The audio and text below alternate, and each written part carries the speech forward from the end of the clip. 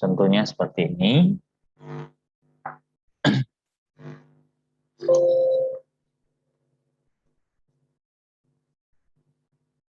Nah, pada pertemuan yang kemarin-kemarin kita sudah membahas mengenai data master, ya. Data master salah satunya contohnya yang kemarin sudah pernah kita buat adalah master barang. Oke. Nah, di sini ada contoh, ini ada master barangnya juga. Cuma ini lebih banyak, field-fieldnya lebih banyak, ya. Ini master barang. Nah, kemudian contoh data master yang lain itu ada supplier, ya, master supplier. Kemudian ada apa lagi? Kalau contoh yang lain nih, yang ada kaitan dengan penjualan, ini ada master sales, kemudian customer. Ya, ini dua-dua ini adalah data master, cuma dikelompokkan, dijadikan satu menu. Jadi masuknya langsung ke menu penjualannya. Oke. Walaupun ini dua ini sebenarnya adalah data master, ya, bukan transaksi. Oke. Nah, yang menjadi data transaksi di sini apa? Kalau untuk yang pembelian, data transaksinya tersimpan di sini, ya. Ada di menu faktur pembelian, kemudian satu lagi retur pembelian dan hutang, ya. Jadi ada 3 kalau di program ini ada 3, yaitu faktur pembelian, retur, dan hutangnya. Kalau yang penjualan ini ada 3 juga, yaitu faktur penjualan, retur penjualan, dan piutang. Ya, jadi ini adalah transaksi. Oke, ini adalah transaksinya. Nah, beda master dengan transaksi apa? Kalau master itu berarti data utamanya, main datanya, ya, data utama. Kalau transaksi berarti dari data master itu kita olah, ya. Contohnya kalau transaksi penjualan, apa yang kita olah? Data master kita, ya. Salah satunya adalah data barang kita. Data barang apa yang kita olah di sini? Yaitu contohnya adalah stok barang kita, ya. Jadi dengan transaksi kita bisa mengatur data master ini, ya. Kita bisa atur, contohnya terjadi transaksi penjualan, berarti nanti kaitannya dengan data stok barang, di mana stok barang akan berkurang karena terjadi penjualan. Oke. Nah, di samping itu penjualan juga akan menimbulkan yang namanya piutang, ya. Jadi piutang maksudnya adalah customer berhutang ke kita, ya. Kalau hutang berarti kebalikannya, kita yang berhutang ke supplier, ya. Kalau kita yang berhutang, ya hutangnya ke supplier. Kalau customer yang berhutang ke kita itu namanya piutang, ya kan? Oke. Nah, jadi kita contohkan dulu untuk pembelian faktur pembelian, ya. Jadi ini kalau terjadi transaksi pembelian, maka kita perlu melakukan proses input di sini, ya, pembelian, faktur pembelian. Oke. Nah, kalau pembelian, faktur pembelian ini pengaruhnya kemana? Ke stok barang kita. Stok barang, kalau kita beli sesuatu, tentunya stok barang kita akan bertambah. Jadi ini sama juga. Contoh ya, di sini kita pilih barang, master barang dulu. Jadi di sini ini ada barang monitor PC, kuantitinya adalah 10 piece. Kemudian ada barang 5, kuantitinya 7 piece. Kita akan coba membeli, ya, melalui transaksi pembelian terhadap 2 kode barang ini. Oke, pembelian, faktur pembelian. Oke, sudah muncul. Nah, di sini kita akan tambah 1 buah transaksi pembelian, ya. Add dulu, klik di tombol add. Nah, kemudian kalau untuk field-fieldnya kira-kira gini ya. Jadi di sini kan ada beberapa field ya. Ada field nomor faktur, ya. Kemudian ada field nomor faktur supplier.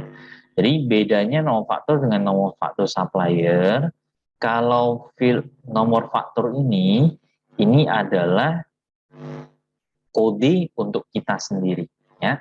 Program ini yang buat otomatis, ya, otomatis dibuat. Jadi ketika kita add satu buah transaksi pembelian, maka langsung otomatis di-generate, ya. Jadi ini istilahnya adalah kode pembelian yang punya kita, yang di-generate oleh program otomatis, ya. Nah, supaya no faktornya tidak terbatas, ya. Kalau kita pakai angka 0001 contohnya. Nah, tentunya itu ada batasannya, ya kan? Jadi contoh ya, katakan kalau misalkan kita pakai kode no faktornya seperti ini, 00001. Nah, ini punya batasan. Batasannya apa? Berarti ini hanya muat sampai ini, 99.999 transaksi pembelian. Di atas itu kita nggak bisa input lagi, ya. Nah, jadi untuk mencegah hal yang terjadi demikian, ya, supaya kita bisa add transaksi pembelian tanpa ada batasan, maka kita bisa buat seperti ini. Ini PMB, ini kodenya, pembelian PMB, ya. Kurang, ambil 2 digit bulan, ya. Jadi ini bulan 11 kan. Nah, bulan 11, kemudian ambil lagi 2 digit tahun. Jadi ini 21, ya. 11 21. Kemudian barulah nomor urutnya, ya. Jadi ini nomor urutnya 00002. Berarti ini di bulan ini berarti transaksi yang kedua, ya. Di bulan 11 ini ada transaksi yang kedua. Kalau mau lihat transaksi yang lain, kita bisa lihat di sini. Kita bisa filter semua data. Kita bisa lihat bahwasannya di bulan 11 sudah ada transaksi ini satu, ya. 11.21.0001. Ini transaksi yang pertama di bulan 11. Jadi makanya ketika kita add, ya, ketika kita klik di tombol add, maka ini berubah menjadi 2. Jadi ini adalah transaksi yang kedua untuk bulan 11. Ya, bulan 11 tahun 2001. Jadi dengan demikian maka nomor faktur kita, ya, ini nggak akan habisin, ya. Bayangkan kalau paling worst case sih dalam 1 bulan bisa terjadi transaksi sampai sebanyak 99.999. Nah, itu udah besar sekali, ya kan? Serasa kalau untuk minimarket, ya, apalagi kalau untuk supermarket, dalam 1 bulan transaksinya nggak sampai sebanyak ini sih seharusnya, ya. Sampai 99.999 seharusnya enggak sih, ya. Dalam sehari katakan mungkin ada 1.000 atau 2.000 transaksi, nah itu masih wajar, ya. 1.000, 2.000 dikali 30 hari, nah katakan sehari 2.000 transaksi, 2.000 kali 30 hari, totalnya 60.000. Ya, itu pun udah banyak sekali. Dalam sehari bisa 2.000 transaksi. Oke. Nah, jadi ini seharusnya udah menjamin, ya, no fakturnya ini nggak akan habis. Oke. Jadi kalau ini nextnya kita isi bagian. Jadi untuk yang no faktur ini otomatis, ya, tidak perlu diisikan lagi. Yang perlu kita isi nextnya adalah no faktur supplier. Nah, jadi ketika kita beli sesuatu dari seorang supplier, tentunya kita dapat bondnya, ya. Kalau belum kita lunasi, kita dapat bond yang warna merah, ya kan. Nah, atau kita bisa sebut itu sebagai fakturnya, ya. Oke. Jadi kalau kita belum lunas, nah kita dapat yang warna merah. Kalau sudah lunas, kita dapat yang warna putih, ya.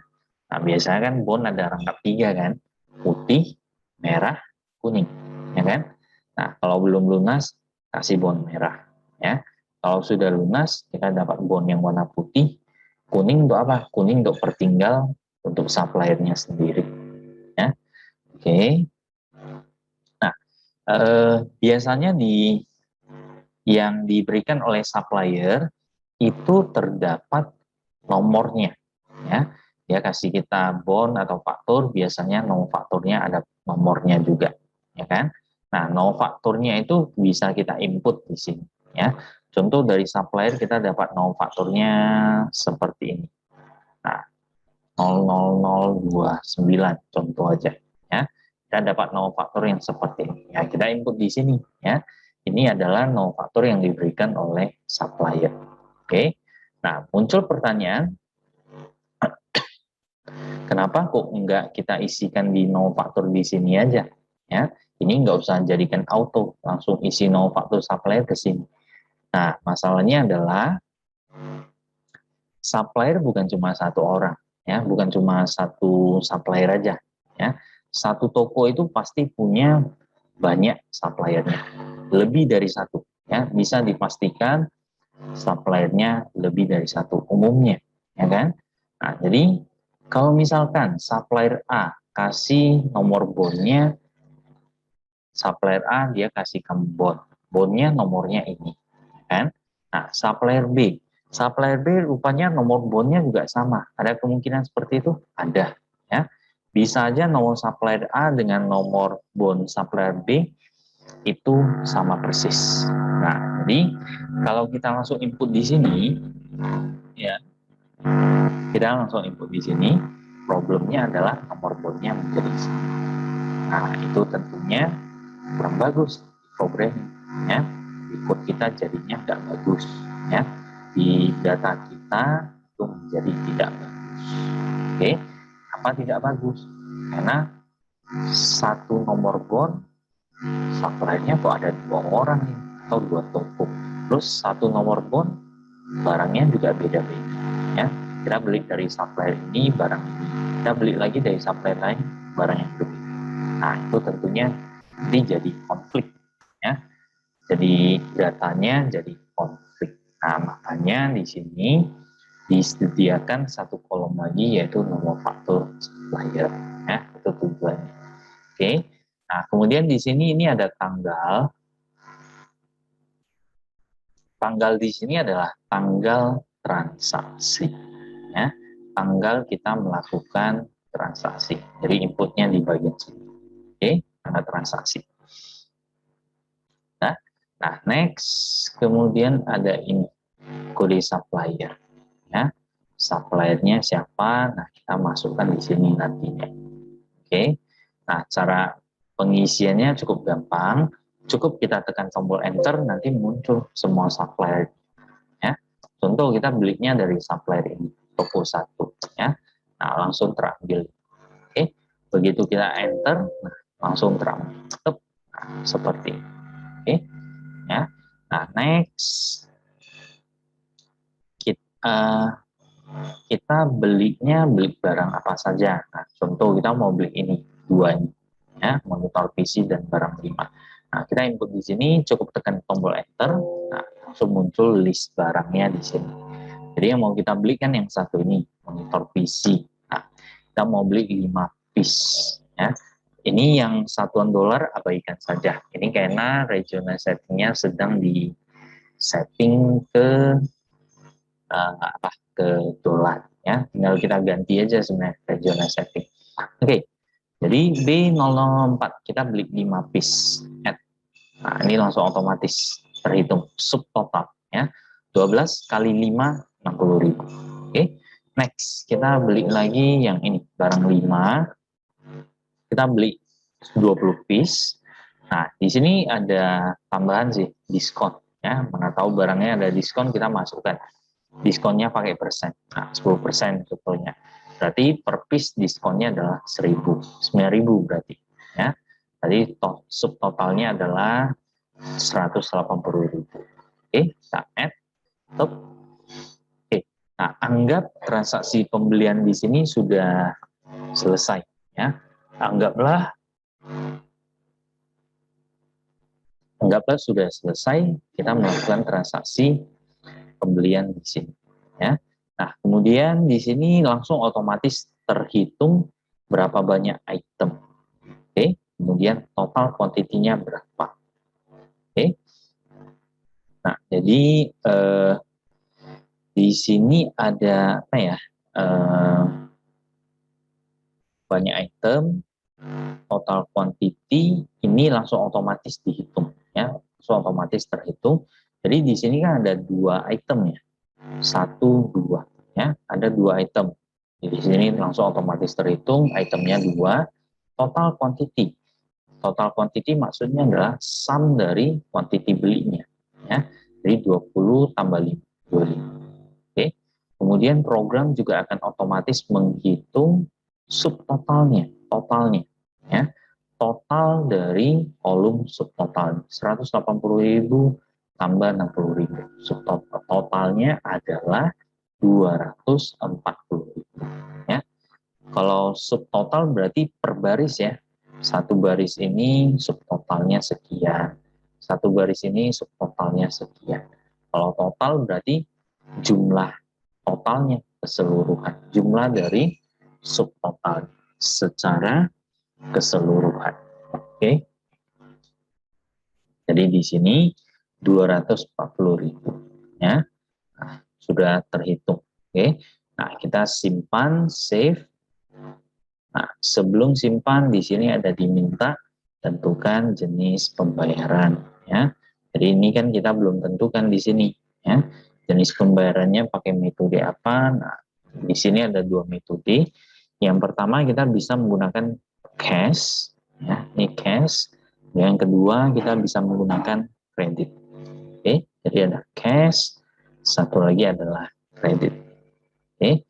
Nah, jadi contoh kalau cash kita cukup checklist di sini ya. Kalau mau kredit ini kita nonaktifkan dulu. Nah, kita aktifkan yang satu ini. Nah, oke. Nah, jadi ini langsung begitu kita klik kredit langsung muncul satu ini lagi ya. Nah, langsung dapat ini no fakturnya adalah PMB sekian-sekian.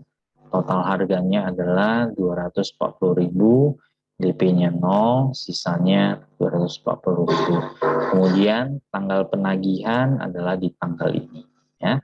Kalau kita mau set contoh bulan depan berarti tanggal 16 contohnya. Oke. Nah, kalau misalkan kita ada DP ya, kita ada pelunasan sebagian dulu. Itu kan DP ya, down payment ya, DP, down payment. Lunasan sebagian dulu. Nah, kita lunasi 40.000 ya.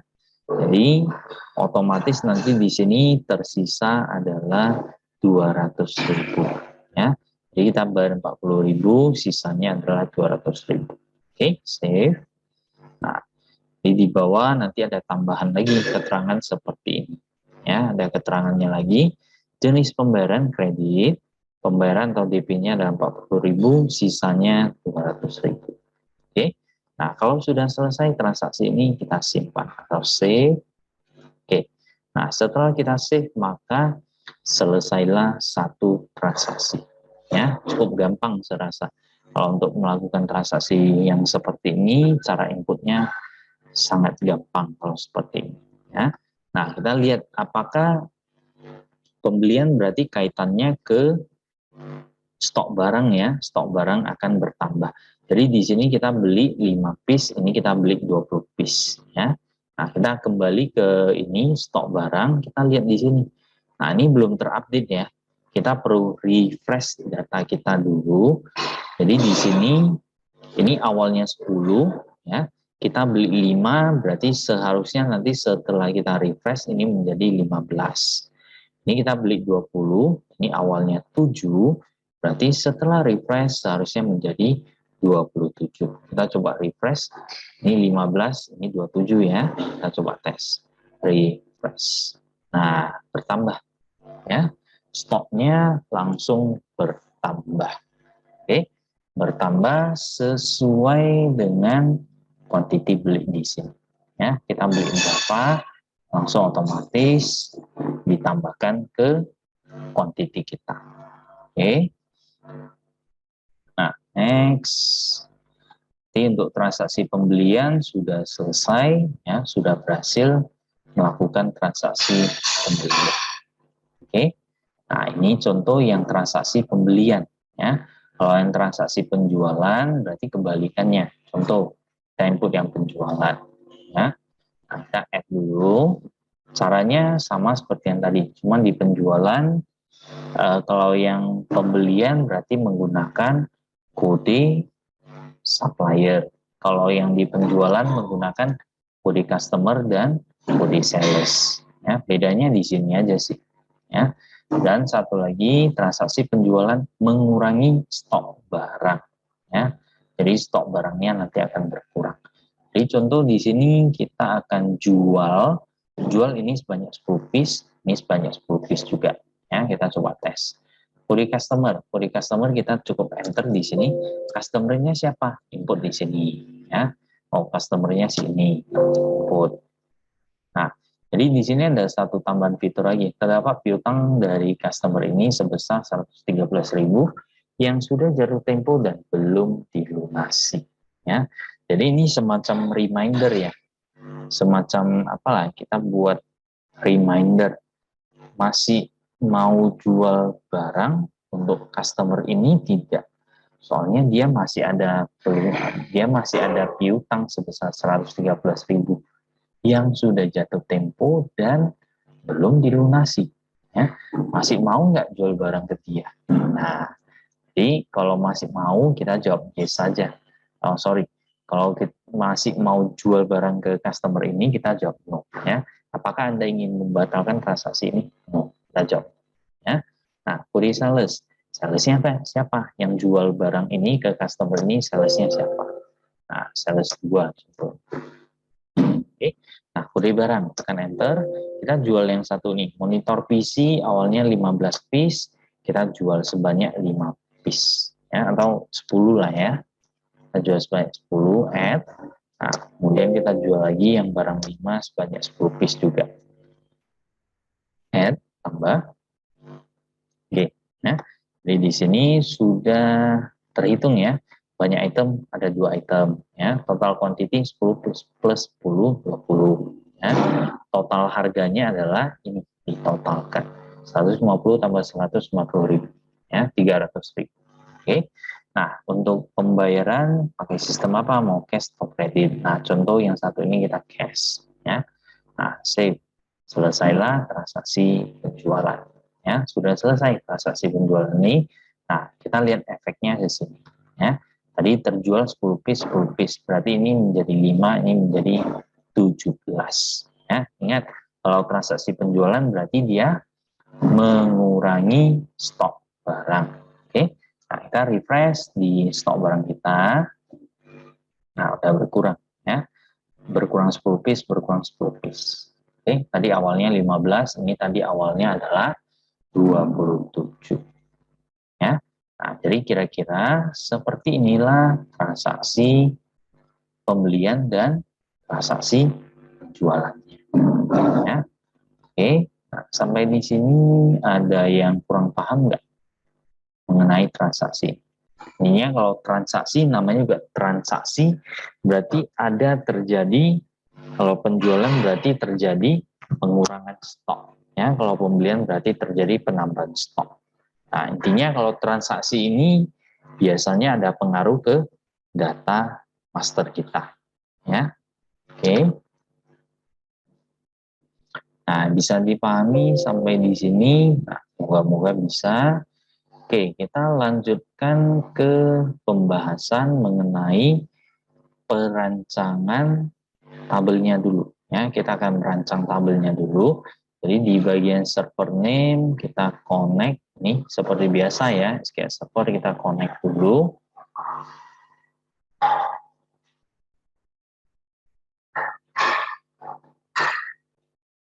Oke, database. Kemudian ini sepakai ini aja db_tic20. Oke, jadi tabelnya sudah siap dibuat. Jadi di sini saya akan menjelaskan tabel-tabelnya dulu, struktur tabelnya bagaimana. Oke, jadi kita ambil sampel untuk melakukan transaksi. Kita ambil sampelnya adalah transaksi penjualan, ya, transaksi penjualan. Jadi di sini kemarin di UTS saya ada kasih soal mengenai data master yang tabelnya adalah tbl_customer. Jadi di sini juga sama ya, kita akan manfaatkan yang sudah ada. Jadi kemarin kita pernah buat master.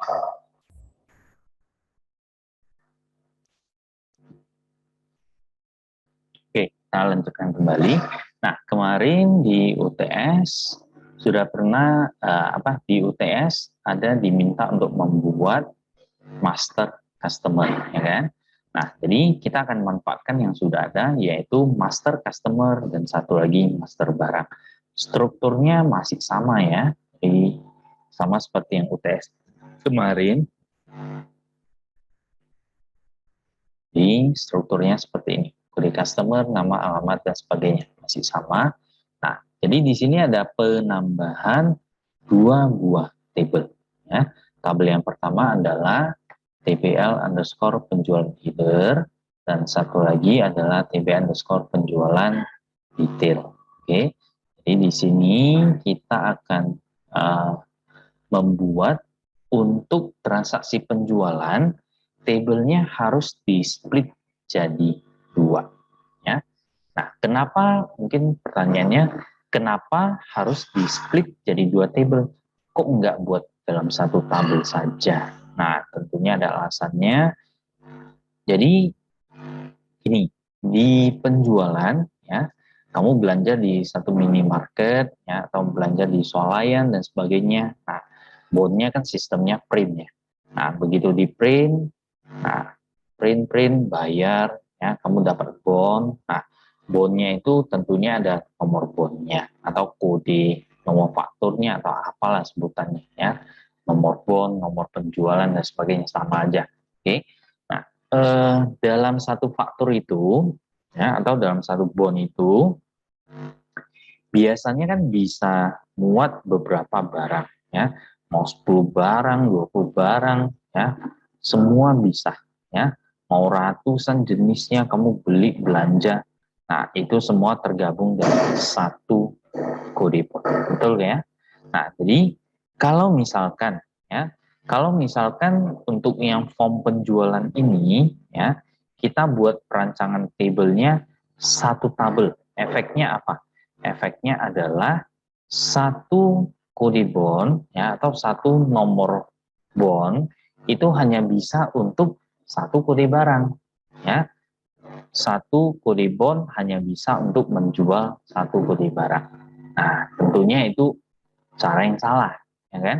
Seharusnya kan satu nomor bond bisa muat banyak, ya. Mau berapa banyak itu bisa. Nah, jadi supaya demikian, maka kita wajib split tabelnya jadi dua. Jadi ada satu yang mencatat summary-nya, ya, ringkasan dari penjualan. Satu tabel lagi mencatat item-item apa yang terjual, ya. Jadi yang semaksud ringkasan penjualan atau summary-nya apa saja. Nah, summary-nya contohnya yang seperti ini.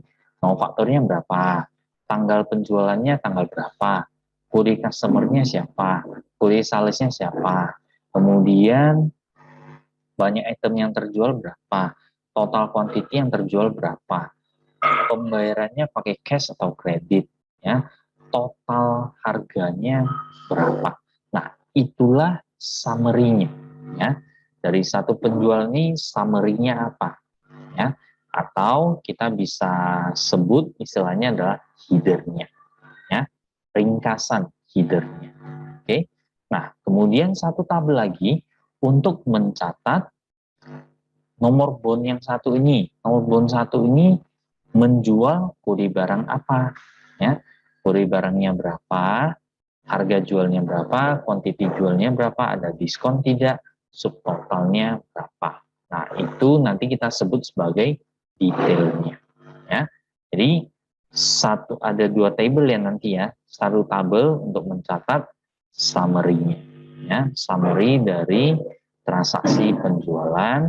Satu table lagi untuk mencatat item-item barang apa yang terjual beserta harganya, kuantitinya, subtotalnya dan sebagainya.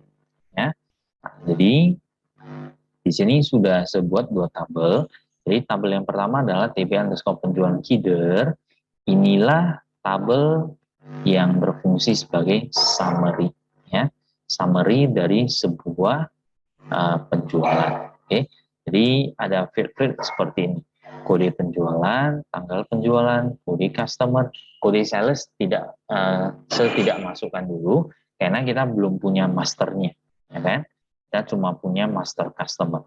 Jadi yang saya masukkan hanya kode customer, ya. Banyak item, total quantity, total harga, di input pada. Oke. Nah, untuk data type-nya ini yang kode penjualan kita pakai varchar 13, ya. Varchar 13 artinya berarti muat sebanyak 13 karakter. Oke. Tanggal penjualan, date, ya. Berarti ini hanya menampung data tanggal dalam bentuk tanggal. Jamnya tidak ada, ya. Ini hanya tanggal aja. Kalau mau yang ada tanggal beserta jam itu pakai yang date type. Oke. Nah, kemudian kode customer kita pakai tipe datanya ini varchar 30 sesuai dengan yang di sini. Kode customer varchar 30. Jadi sama persis. Oke. Banyak item sepakai tipe datanya adalah integer, ya. Kenapa integer? Kenapa aku nggak pakai desimal? Banyak item nggak mungkin berkoma-koma, ya. Banyak item itu udah pasti bilangan juga. Oke. Nah, kemudian total quantity, ya. Total quantity ini kita pakai desimal. Kenapa? Karena quantity bisa saja koma-koma, ya. Nah, 18,2 artinya apa nih? Nah, artinya adalah muat sebanyak 18 digit. Ya, kalau kita hitung jumlah digitnya berarti muat sebanyak 18 digit dengan 2 digit desimal. Ya. Jadi 18 digit, koma 2 digit gitu. Oke. Kemudian total harga. Total harga ini adalah nilai dari mata uang, ya, nilai dari mata uang. Nah, karena ini fungsinya untuk menyimpan nilai mata uang, maka data type-nya kita menggunakan money, ya, money, uang. Kemudian diinput oleh siapa yang input, kita pakai varchar 50, diinput pada. Nah, ini untuk menampung, untuk sebagai penanda kita inputnya pada tanggal dan jam berapa. Jadi kita mau dapat tanggal dan jam kita pakai date type. Oke. Nah, kemudian ada satu primary key di sini, ya. Primary key-nya adalah di kode penjualan. Jadi di kolom yang satu ini, ya. Oke. Jadi kode penjualan itu sifatnya harus unik, nggak boleh ada yang sama nilainya, ya, atau value-nya harus unik, tidak boleh ada yang sama. Oke. Nah, kemudian ini untuk yang penjualan header. Untuk yang detail ini juga sudah ada tabelnya. Nah, struktur tabelnya seperti ini, ya. Jadi ada beberapa kolom, ada ID detail, ada kode penjualan, ada nomor baris, ada kode barang, harga jual, quantity jual, sub total. Oke. Jadi kode penjualan satu ini. Oke. Kode penjualan, kode antara penjualan antara ini kan kita punya tabel 2 ya, TB penjualan header dengan detail. Nah, antara header dengan detail tentunya harus terhubung ya. Oke. Nah, cara kita hubungkannya pakai apa? Pakai kode penjualan ya.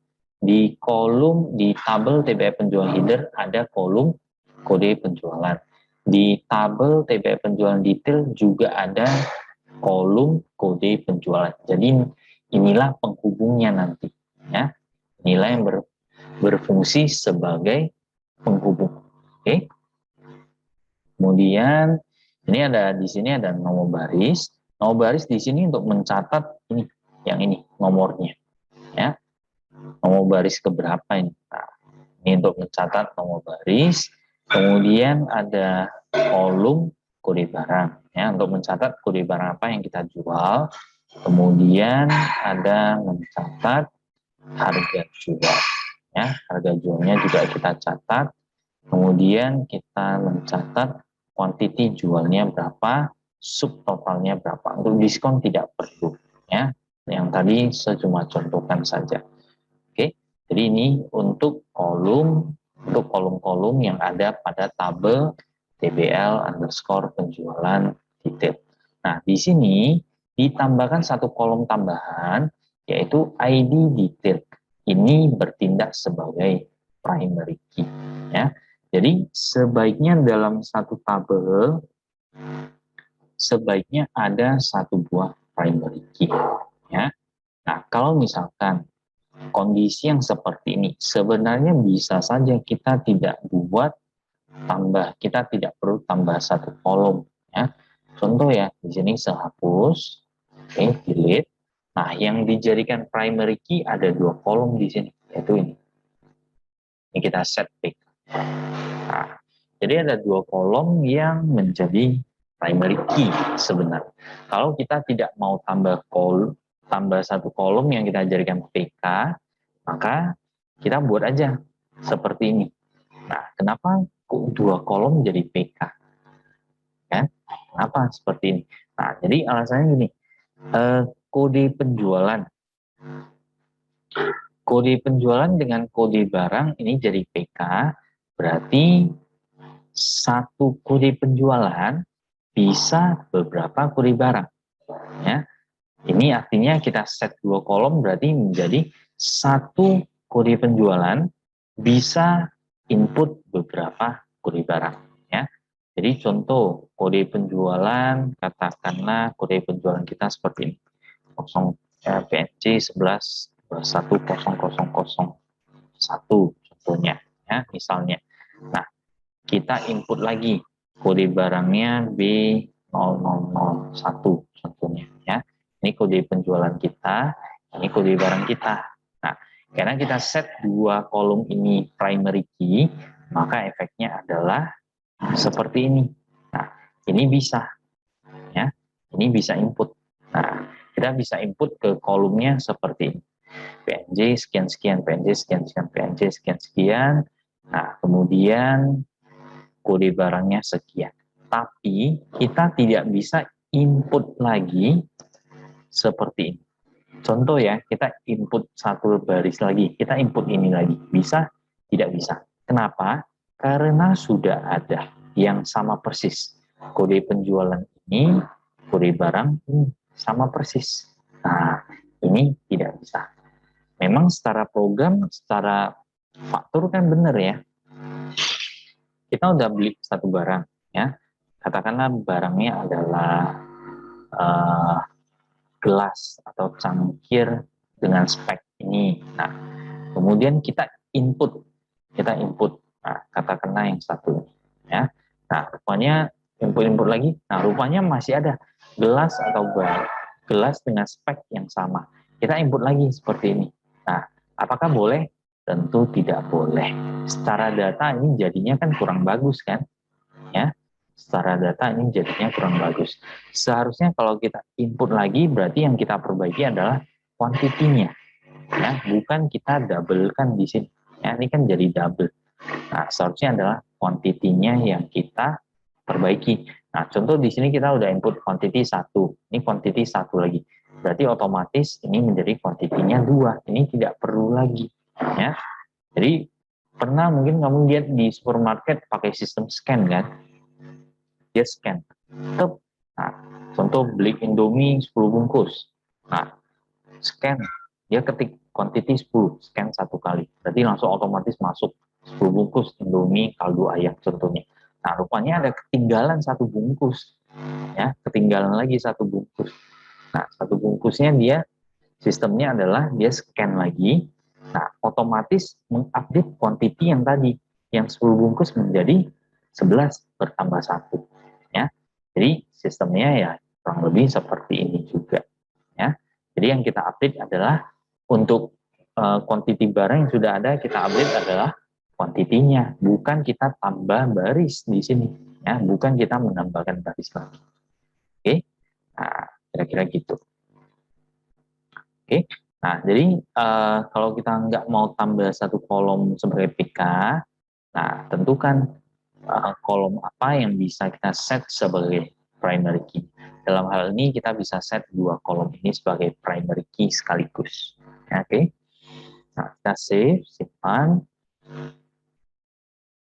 Oke, nah, jadi untuk struktur dari tabel penjualan header seperti ini, untuk struktur dari tabel penjualan detail seperti ini.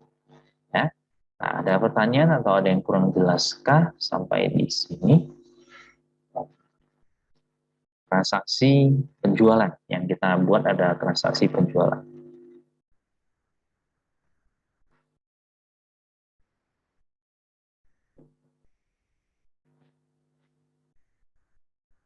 Oke.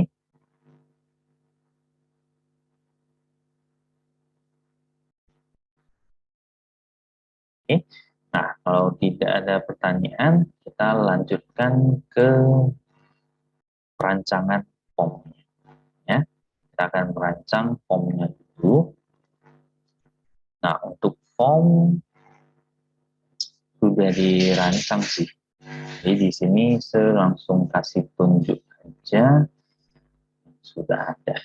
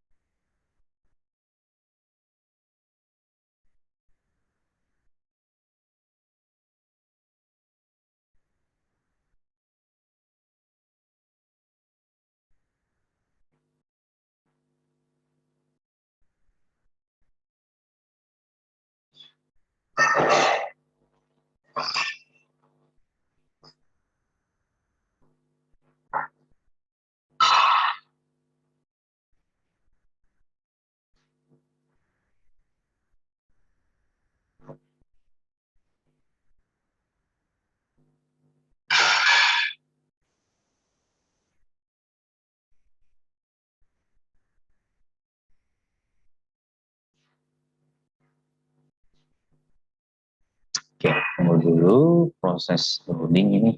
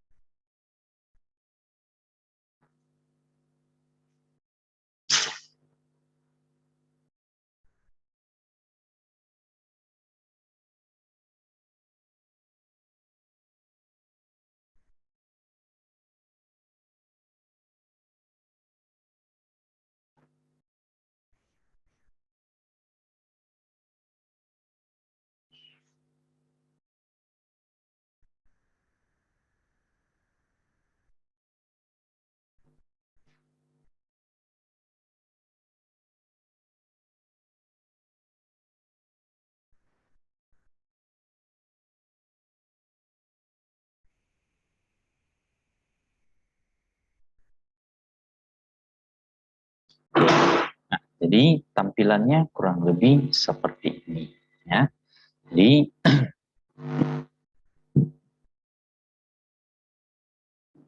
ini kita pakai split container sih, ya. Kalau mau buat tampilannya seperti ini, nah sama seperti yang kemarin yang sudah saya jelaskan, saya contohkan di sini cara baginya ya. Cukup gampang ya kalau kita mau bagi tampilan. Nah, sederhana aja, gunakan split container. Ini saya tambahkan satu form yang baru dulu, nanti dihapus saja form ini. Nah, form satu ini sebagai contoh aja ya, nanti kita hapus kembali. Nah, kita mau bagi tampilan satu. Nah, ini ada garis di sini lagi, ini ada garis lagi di sini ya. Nah, cukup gampang, gunakan split container.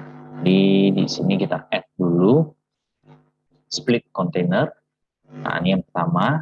Oke. Ini kita buat orientasinya menjadi horizontal. Kalau yang seperti ini orientasinya adalah vertikal. Ya. Jadi kita ganti, kita klik di sini. Ya. Klik tepat di tengah-tengah ya. Jangan kena garisnya, tepat di tengah-tengah. Kemudian kita ubah di bagian properties ya. Kita ubah di bagian properties. Nah, propertiesnya kita cari orientation.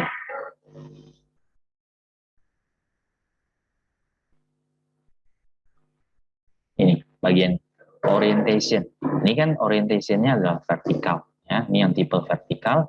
Kita ganti orientationnya menjadi horizontal seperti ini hasilnya. Oke. Nah, kita tarik agak ke atas. Nah, contoh kira-kira seperti ini. Nah, baru ini kan bagi lagi kan? Ini bagi lagi, ya. Ini ada bagi, ini ada bagi lagi. Jadi di sini kita tambah satu lagi split container, ya. Di panel 2 sekarang. Klik di sini. Nah, orientationnya juga sama. Kita ganti orientationnya menjadi horizontal. Jadi di sini kita ganti horizontal. Oke. Nah, ini kita naikkan mungkin agak ke sini, agak ke atas. Nah, kemudian yang satu ini kita bagi lagi. Gunakan split container lagi. Klik di sini. Nah, ini udah sesuai, ya. Udah pas. Nah, jadilah dapat tampilan yang seperti ini, kan? Sama persis. Oke. Nah, itulah cara kita membagi tampilan menjadi beberapa bagian, split container. Oke. Nah, kalau yang kotak ini cukup gampang ya kita buat. Untuk yang kotak ini kita pakai data grid view aja. Sudah pernah kita pakai di pembelajaran kemarin, data grid view. Yang satu ini, klik sekali di sini, klik sekali di sini, kemudian di sini kita tinggal dock in parent container. Nah, ini hasil, ya. Oke. Nah, kemudian yang kalau ini seperti biasa ya, ini udah biasa kita pakai. Kalau yang tanggal penjualan, ini kita pakainya adalah date time picker, ya. Ini mungkin seharusnya udah pernah kita pakai sih, cuma di sini saya mengingatkan kembali aja. Jadi ada kontrol namanya date time picker. Nah, ini hasilnya, ya. Sama seperti di sini. Oke. Kemudian di sini ada ada kotak hitam seperti ini, ada tulisannya lagi di dalam label 4. Nah, ini cara buatnya simple, pakai label, ya, gunakan label. Oke. Nah, label ini kan nggak bisa kita resize. Kita mau perlebar pun nggak bisa label ini. Nah, supaya labelnya bisa diperlebar, nah ada caranya, ada yang perlu kita set di sini. Di sini perlu kita set adalah auto size-nya biasanya. Nah, ini auto size. Nah, ini kan posisinya di true, kita jadikan false, ya. Ketika kita false kan ini langsung muncul handle-nya 8 titik, ya. Handle 8 titik langsung muncul. Ini bisa kita perlebar seperti ini. Oke. Nah, kemudian kita bisa kasih warna. Warnanya set di sini, back color, ya, warna latar belakang. Kita set warna hitam contohnya. Kemudian warna tulisan. Warna tulisan kita setnya di sini, for color. Nah, ini contohnya warna tulisan kita pakai warna biru contohnya. Oke. Nah, kemudian kalau mau fontnya agak besar, ya, fontnya mau agak diperbesar, setlah di bagian font, di bagian sini. Contoh kita pilih font yang agak besar ya, 18 pt contohnya. Oke. Nah, kemudian kita bisa set orientasinya atau perataannya ke sebelah kanan, ya, kanan tengah. Nah, kita cari lagi yang berkaitan dengan perataan teks di sini, ya, text line. Klik di sini, kita pilih yang di sini, ya, rata di sebelah sana. Oke. Nah, kalau mau tulisannya agak menjorok lagi ke dalam, bisa lagi kita set di sini, padding, ya. Mau menjorok agak ke dalam, kita set berarti padding yang sebelah right, ya. Nah, contoh 20. Nah, ya, 100. Nah, makin dalam. Oke. Nah, 20 aja saya rasa udah cukup, ya. Jadi kita bisa set ini padding, tujuannya untuk set. Mau agak menjorok ke dalam, nah, kita bisa atur di bagian padding. Oke. Nah, jadi untuk perancangan form ini selebihnya seperti biasa. Sudah pernah kita pakai kontrol-kontrolnya. Kalau ini pakai label biasa, ini pakai text box, ini di time picker, ya. Yang satu ini di time picker, ini label, ini text box, di time picker, text box. Oke. Ini nomor baris, kode barang, ini text box yang biasa. Kemudian ini apa nih? Ini adalah sudah pernah kita pakai, namanya adalah button atau tombol ya. Button, cari aja button. Oke. Nah, kemudian ini seperti biasa aja sih. Ini label yang atas, ini text box semuanya. Oke. Nah, kalau kita lihat ini warnanya agak berbeda sedikit ya kan? Ini warna putih, ini warnanya agak abu-abu. Kenapa bisa jadi warna abu-abu? Karena kita ada di set read only. Jadi di sini ada satu properti lagi, nama propertinya adalah read only. Ya, jadi ini di set menjadi true. Setelah kita true kan dia jadinya warna abu-abu seperti ini. Nah, fungsi dari properti read only supaya sebuah text box itu tidak bisa diedit isinya, ya. Isinya hanya bisa diketik-ketik, isinya hanya bisa dibaca saja, tapi tidak bisa kita edit nilainya, ya. Kalau default sebuah text box itu tetap bisa kita tuliskan, kita bisa isikan nilai apapun. Nah, setelah kita jadikan read only, ini efeknya adalah tidak bisa lagi. Nah, itu fungsinya. Berarti teks ini hanya untuk dibaca. Jadi, kita mau set teksnya gimana? Setlah melalui coding nantinya. Ya, kita setnya nanti melalui coding kita. Oke, kira-kira seperti itu. Nah, kemudian yang bawah juga sama ya. Ini semuanya read only set. Ya, jadi hanya untuk dibaca saja.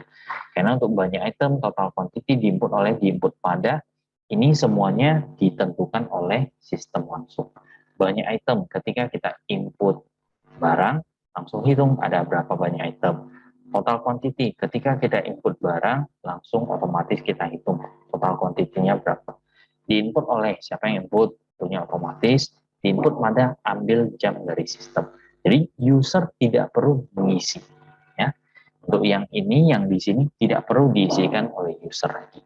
Jadi yang mengisi adalah nanti kita mainnya di coding yang akan menentukan field ini nilai-nilainya apa saja. Ya.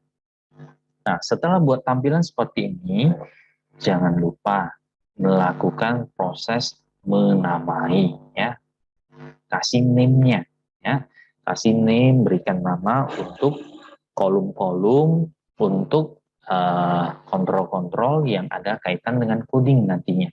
Jadi contoh yang satu ini sudah diberikan name, ini name-nya adalah txt kode penjualan. Oke. Yang ini DTP, ini kan date time picker, disingkat DTP. DTP tanggal penjualan. Kemudian di sini ada kode customer, ini kita set namanya adalah txt kode customer. Oke. Nah, kemudian ini label, ini LBL total harga ya. Label yang satu ini LBL total harga. Ini untuk teksnya kita bisa set aja, jangan label 4. Ini kan teksnya label 4. Nah, kita hapus saja ini bagian teks. Nah, ini kan label 4. Hapus saja, kosongkan. Ya. Oke. Jadi ini LBL total harga. Ini TXT nomor baris, TXT kode barang, TXT harga jual, TXT quantity jual, TXT subtotal, BTN add, BTN reset, kemudian ini DGV penjualan, kemudian ini TXT banyak item, TXT quantity, TXT diinput oleh, kemudian yang satu ini TXT diinput pada. Oke. Nah, jadi ini untuk perancangan form untuk menginput ya, menginput transaksi penjualan kita nantinya. Oke. Ini untuk menginput transaksi penjualan. Nah, ada satu form lagi, yaitu form yang satu ini, form penjualan. Nah, di form penjualan ini nanti untuk menentukan kita mau melakukan proses apa. Apakah kita mau melakukan proses add, ataupun edit, ataupun delete, menghapus, ataupun merefresh. Ya. Jadi ketika kita klik add, berarti nanti dia munculkan form ini dalam mode menambah. Ya. dalam mode menambahkan transaksi penjualan. Oke, kalau misalnya kita klik edit di sini, berarti kita edit satu buah transaksi penjualan.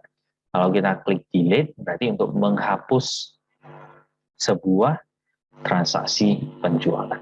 Ya, jadi nanti yang muncul adalah form ini dulu. Nah, ketika kita klik add, edit, delete, nah barulah form ini dimunculkan. Oke, beserta kalau ada datanya, kita munculkan beserta data-datanya. Oke. Nah, kira-kira seperti ini yang akan kita lakukan proses code. Ya, akan kita lakukan proses code nantinya di pertemuan minggu depan lagi. Oke. Nah, sampai di sini untuk makna atau definisi dari transaksi, ya. Kemudian tata cara perancangan table-table untuk melakukan transaksi penjualan dan perancangan tampilan, ya. Apakah bisa dimengerti?